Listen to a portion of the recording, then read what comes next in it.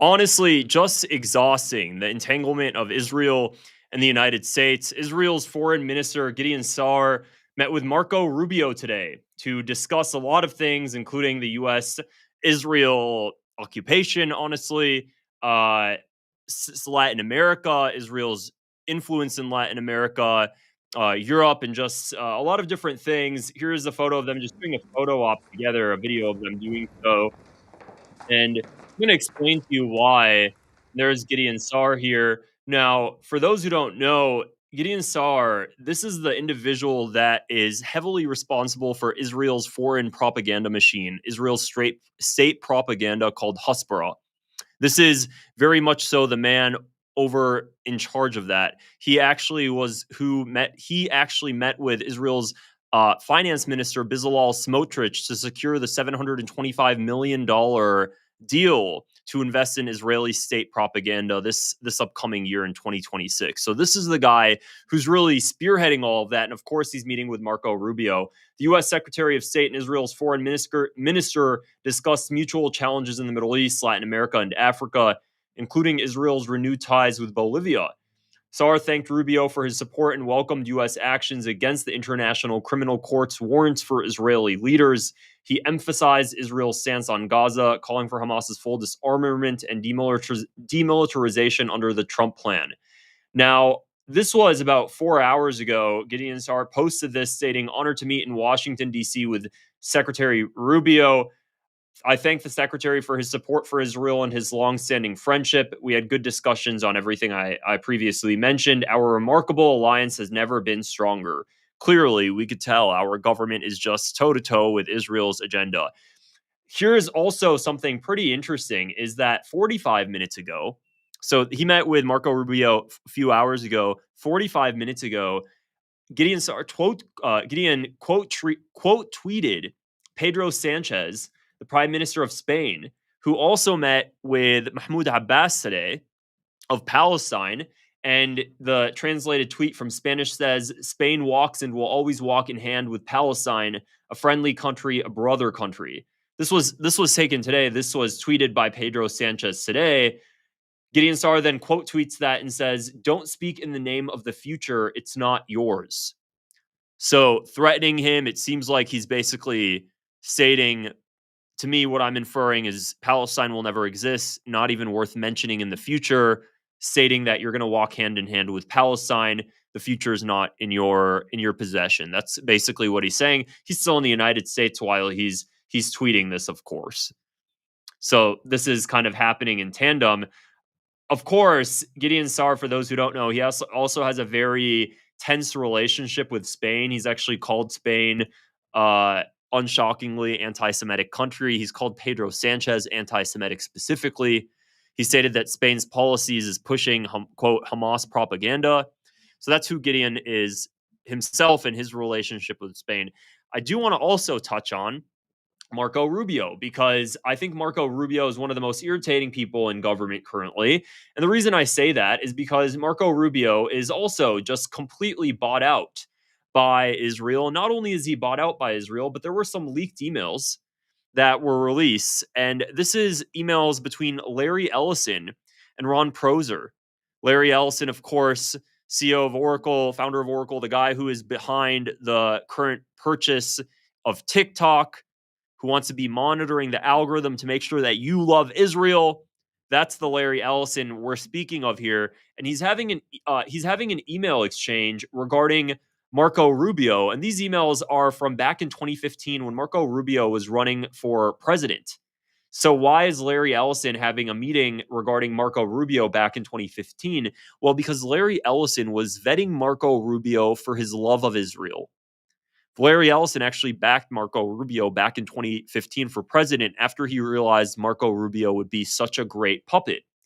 So here we have Ron Proser asking Larry Ellison for Rubio's speech that he was going to give at the time. Now I want to show you the exact conversation, and it's right over here. Hi, Larry. Did you have a did you How was the conversation with Marco Rubio? Did he pass your scrutiny? Did you have a chance to talk about Israel? Would love to chat. He responds back, Larry Ellison, and he says, "Hi, Ron. Great meeting with Marco Rubio. I set him up to meet with Tony Blair." Where have we heard that name before? Tony Blair, the guy who is currently part of the Board of Peace for Gaza, or who previously was. I believe he was just booted out recently. I set him up to meet with Tony Blair. Marco will be a great friend of Israel, Larry Ellison. This was back in 2015. So this shows a greater idea of where Marco Rubio is now. Of course, he isn't president, but he's in Trump's administration. And the relationship he has personally with Israel, enough clearly to get vetted by Larry Ellison, who is not vetting him on his love of America, even though Larry Ellison is an American citizen, is he not? So he's not vetting him as to whether or not he'd be good for America. He's vetting him about whether or not he'd be good for Israel. Why?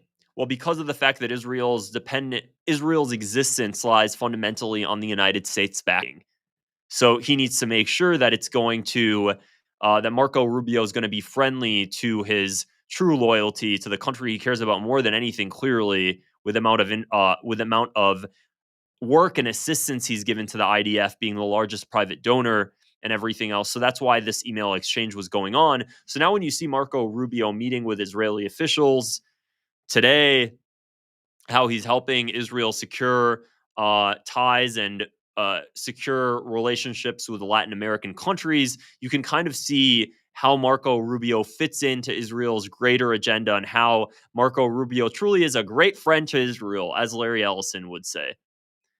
It's shocking. The more every U.S. politician you really look into, and if they have a high enough position, then that means they have to love Israel. There's no way you can get to that level of power. You cannot get to that level in government without having some sort of allegiance to Israel or passing the scrutiny of people like Marco Rubio, or passing the scrutiny of people like Larry Ellison, excuse me. So again, this was back in 2014, 2015. Larry Ellison vetted Marco Rubio for fidelity to Israel. Hacked emails reveal. This is just absolutely shocking. And if you guys don't remember how he looks, this is Larry Ellison here. This is a photo from this year, January 21st of 2025, with Donald Trump, the Oracle co-founder. Everything is coming together for Larry Ellison. His son, David Ellison, is moving to take large swaths of the media, including CBS News, CNN, Warner Bros., and Paramount. He's already, of course, his son, David Ellison, has already acquired CBS News, Paramount, and now they have their eyes on Warner Bros. And CNN, and we'll see if that actually goes through. Of course, the Trump administration is helping the Ellisons achieve that by looking into antitrust laws regarding Netflix and the sale of Warner Bros. To Netflix. So that's just a greater tapestry of everything that's going on while this is all happening. Israeli officials they have a stranglehold on the EU as well, clearly, because the EU is not taking decisive action against Israel that actually would lead to concrete change, but nothing like the intertwined relationship or the intertwined occupation of the US government by Israel. And that's not anything radical to say, because when Israeli analysts say that, there is no issue. Leaked emails from Hillary Clinton that I showed in yesterday's video showed that even Israeli analysts will say that Netanyahu will use his soldiers, or AIPAC will use its soldiers at the U.S. congressmen and women. Okay, so they view the U.S. Congress as AIPAC soldiers. That's coming from Israeli analysts in Hebrew articles. And this was shared to Hillary Clinton, of course. It's shocking to see the level of the level of foreign interference in the world's largest superpower, and yet we have this sort of stuff going on. So anyways, pretty crazy stuff, guys. If you found this video interesting, would appreciate if you click the subscribe button below and give it a thumbs up as well. It helps my channel grow and reach more people. And otherwise, I'll see you guys in the next video. Take care. Bye.